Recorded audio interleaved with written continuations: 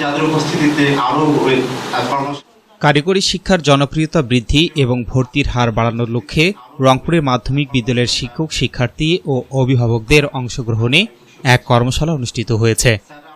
আজ সকালে রংপুর সরকারি পলিটেকনিক ইনস্টিটিউটে এই কর্মশালার আয়োজন করা হয়। এতে প্রতিষ্ঠানের অধ্যক্ষ আবু হামেদ মোহাম্মদ জাকারিয়া শাহীন সভাপতিত্ব করেন। অনুষ্ঠানে প্রধান অতিথি হিসেবে উপস্থিত ছিলেন দাউদ মিয়া।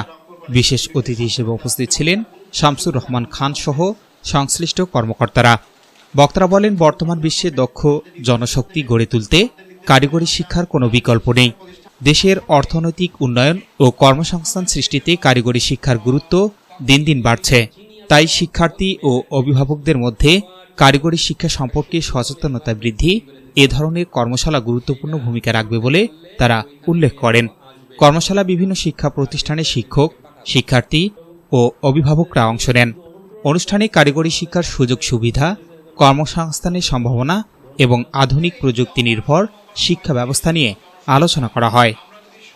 কনজিনিয়াল for both male and female student, সবার জন্য একটা সুন্দর এনভায়রনমেন্ট তৈরি করে দিতে হবে।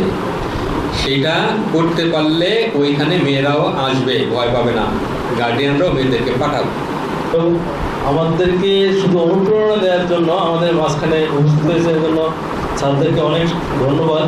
এই যে অপার সম্ভাবনাময় দেশ, এত জনসংখ্যা, আমরা যদি সবাই দক্ষতার সাথে শিক্ষা গ্রহণ করতে পারি, সেটা যদি কাজে লাগাতে পারি, বিশ্ব বাজার ব্যবস্থা তো আমাদের ব্যাপারে।